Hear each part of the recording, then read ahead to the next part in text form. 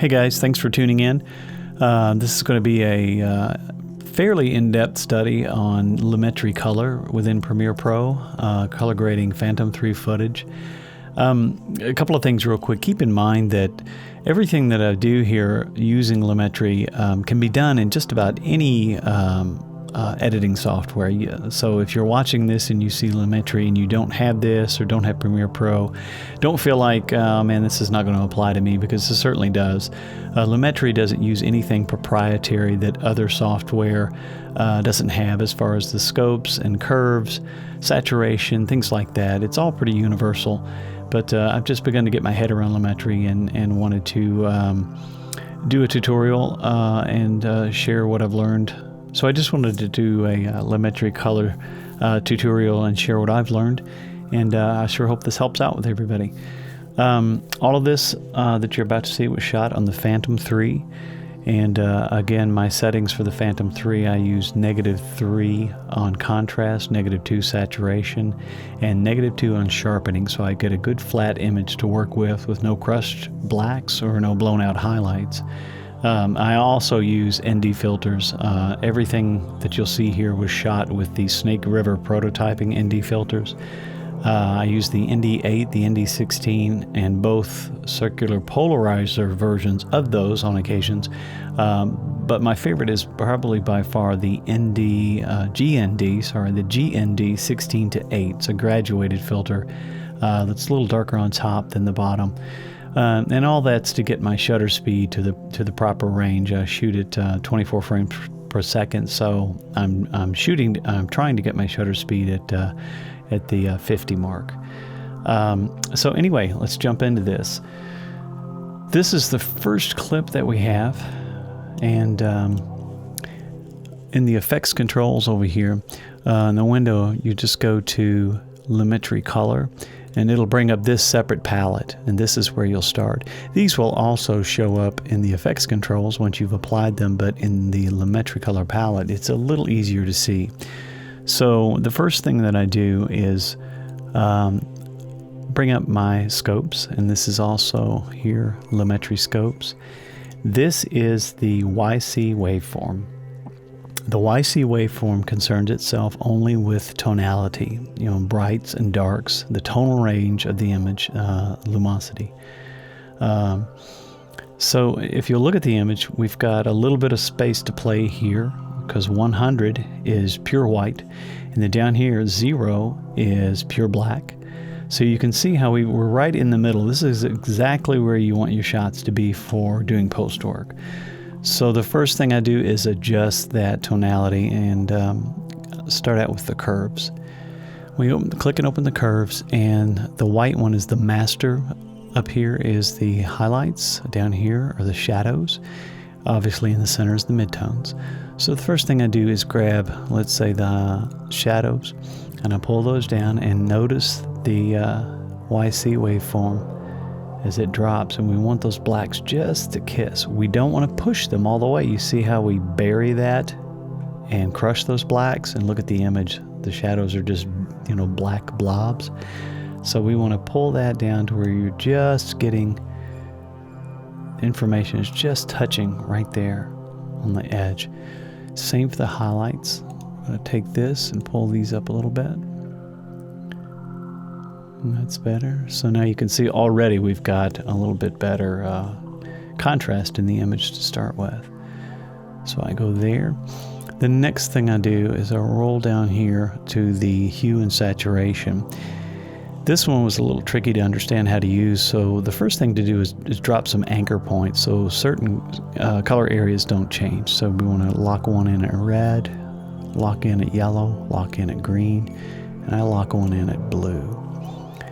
So what I want to do, I'm going for something that's more cinematic, more of a color grading versus color correction. So I'm going to pull my blues and let my blues get a little hotter.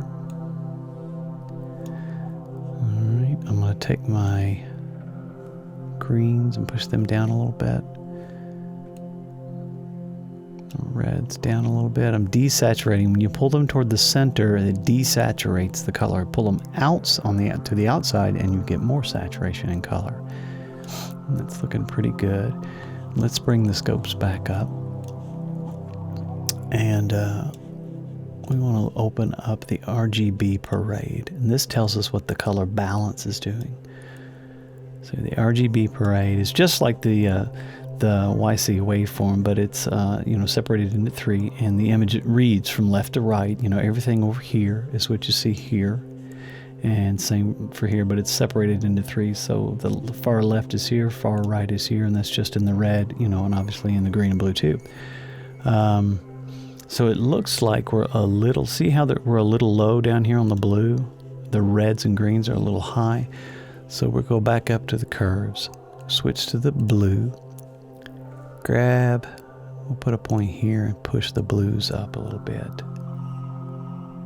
Now you see how we're making these shapes sort of meet. This is more like color correcting and balancing the color. But it was looking a little too yellow. So we got that. That looks pretty good. I'm going to go back to the master and I'm going to pull this down a little bit, darken that. That's pretty good. And now I'm going to go to close the curves and go to the basic corrections. And you're going to open up tone. Tone's usually closed. Open up tone and your highlights. You want to make sure we don't blow these out. These are getting pretty close. So we want to go to the whites and we want to pull those down a little bit.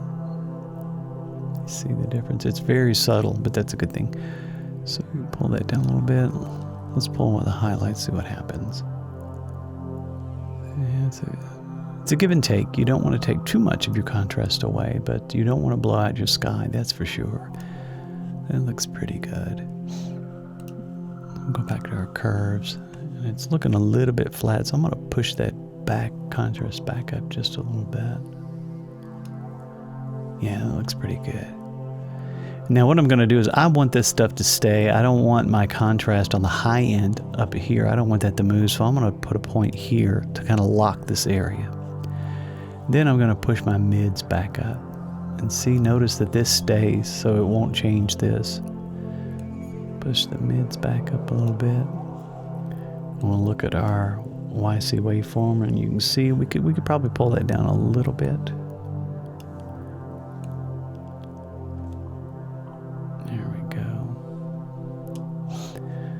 Oop, back up. Okay, looks pretty good.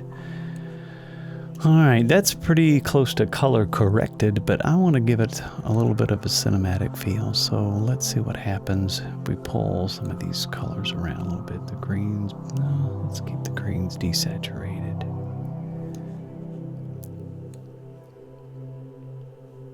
Pull the reds in.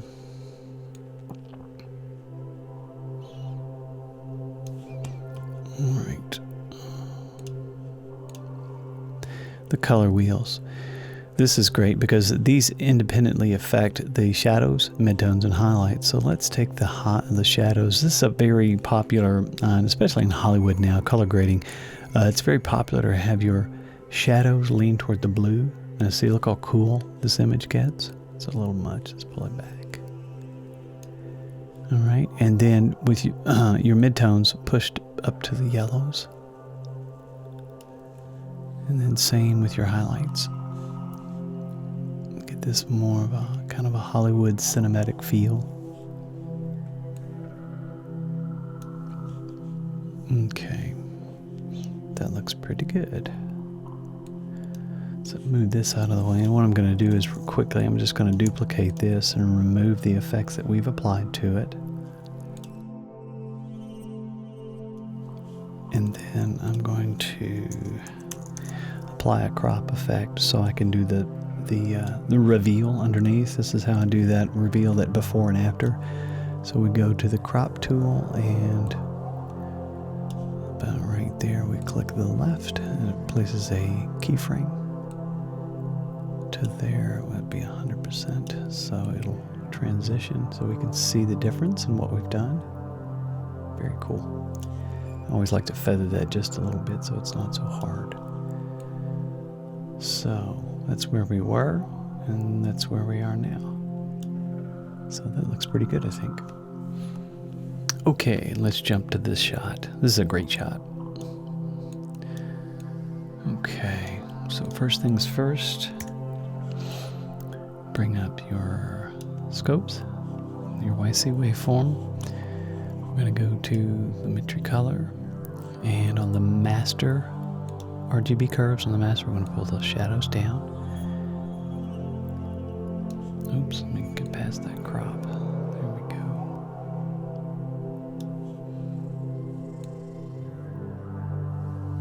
There we go. We're going to be really careful with this because this really wants to blow out up here. See that? And there's all kinds of great stuff going on in there that we don't want to lose. So we'll go ahead and adjust for the contrast, and we'll go on and push it up. There we go. And then bring up the mid a little bit. Okay. All right. And look at our color balance here. When you're color correcting, this is what you really want to look at next to balance the color. So I would normally go, we're going to go to the red now. You see how the red, the low end of the red is still pretty high. Grab that low end. I'm going to pull that down a little bit. And look how blue it makes the image. Same with that green. Let's see what happens if we pull that down a little bit too. Yeah, balances it out just a little bit. Now things are getting dark in those shadows, but that's okay. Because we can go back to the master, push things up a little bit more. Now, that's pretty good.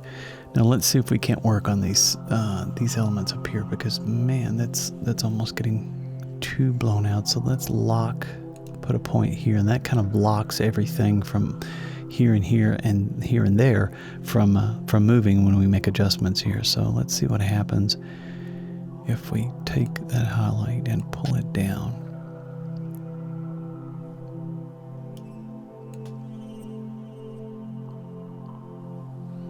There we go. Now we're getting some of that information back up in here.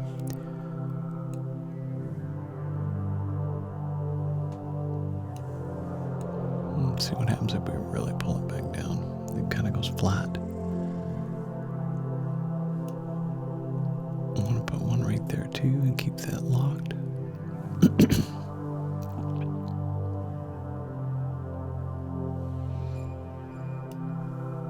Now that looks pretty good. Let's see, hold on. There we go. Okay, close that. Let's see what we have here. Great. Okay, now that's closed. This is more like color correction. Just good, compared to that. And we go to here, and notice that something I really need to point out here at this point in the shot. When I'm coming by this tree, look at the pixels here in the tree, the movement. There's natural motion blur here. This is the reason that you want to use an ND filter. The ND filter blocks the light coming in so you can properly expose. So if you're shooting 24 frames per second, ideally you want your shutter speed to be at double that. That's the rule of thumb. The shutter speed is double the frame rate you're shooting. So I want to be at a shutter speed of 50. And this is why, because when you fly by stuff like this where you're really close, you get a very natural motion to the shot.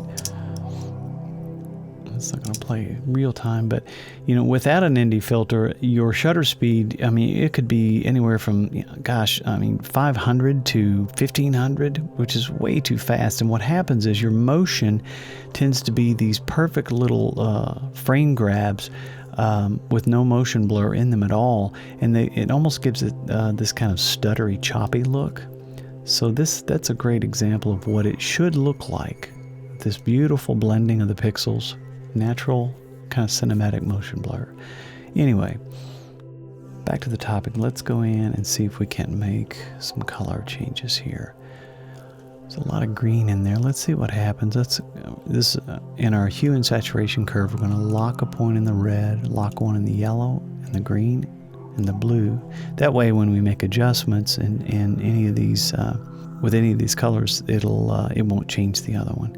So what happens if we pull the greens back? That's kind of nice. It's flattening the shot out and desaturating the greens a little bit because there's a lot of green there. Okay, pull the yellows in also. This is starting to look much more cinematic. Some nice blues in those shadows. That's great. Okay, and let's go back, close the curves, and go back to basic correction. And let's see, let's push our saturation up a little bit and see what happens. There we go. That's great. So you see your reds are really hot, your blues, there's not a ton of shadows, but the blues are really dark. But we've pushed the green down and muted it a little bit to give it a little bit more of a cinematic look and feel. And again, you can go, we'll close out the basic color corrections, go to vignette. Let's see what it looks like with a vignette around it. You have to be careful with the vignette because sometimes it almost looks like you've got a filter or like an ND filter that's too small and you're getting vignetting from that filter.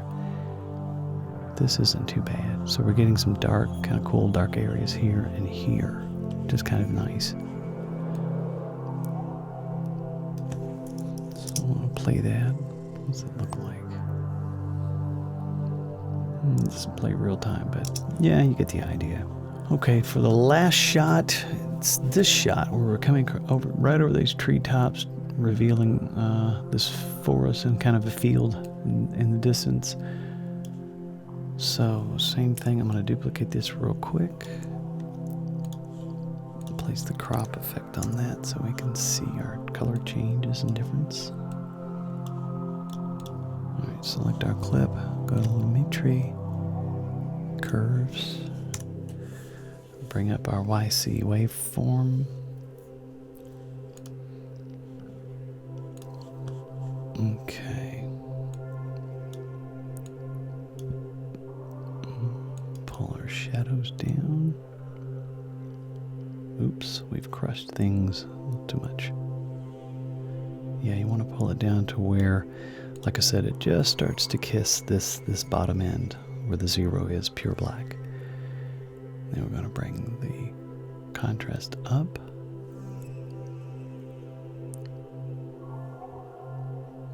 Wow. Now notice what's happening in the color balance. See, look at the red, green, and blue. So let's go to the blue.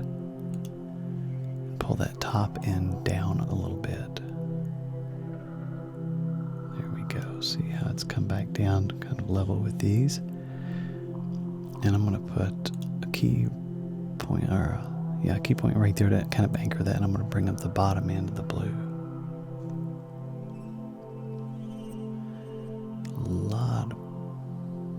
There's a lot of blue there. Okay, that's not going to move too much. That looks much better though. So again, this is more color correct. Just making something vibrant and pretty and kind of like our eyes like to see things. Close that. And then let's go to the color wheels. I want to pull the shadows down toward the blue. Push those midtones toward the yellowish, kind of orange. Same for the highlights. It's going to give kind of this yellow cast up in the sky. Again, a cinematic, kind of a cinematic color feel. Oops, wrong one. And now let's see what we can do with the hue and saturation. We can push the color. We'll lock our yellow, red, and green. Let's really get some blue in there. Not a huge change, but it's very yellow. So what happens if we take the yellow way down? Interesting. Pull the reds way up. Now look what's happening. That's pretty cool.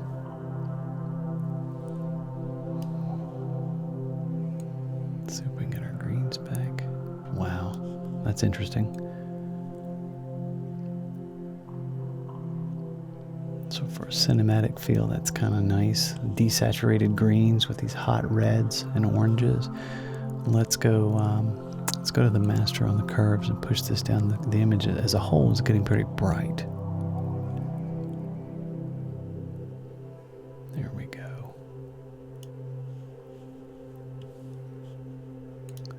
All right, let's take our saturation down a little bit.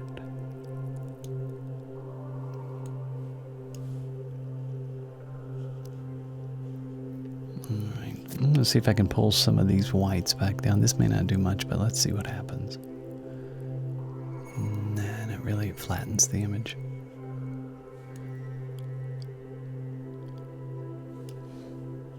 A little bit on the highlights. Let's go back to the curves. And the saturation. Yeah, let's see what happens if I pull the blue back out. That helps. The sky was starting to look kind of illustrated. You know, it was way too blue. Bring some yellow back in it. That's interesting.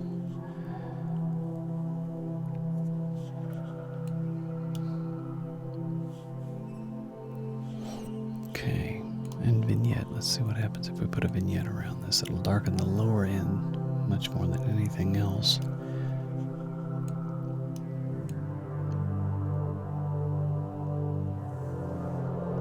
Yeah, that's kind of fun. Well, anyway, that's my kind of tour through Lumetri. I hope this has helped. And again, leave comments if you have any questions or concerns. And you know, always remember, guys, there's no definite right and wrong way to do things. Yes, there are rules of thumb and there are hard principles to follow. But you know, this is all about having fun and seeing what you can do and what you can produce with your footage, because you can do some pretty remarkable things with the Phantom 3's camera. And hey, if you're not having fun, why do it, right? But anyway, thanks for watching. I really appreciate it. And please subscribe, and I hope you guys have a great day.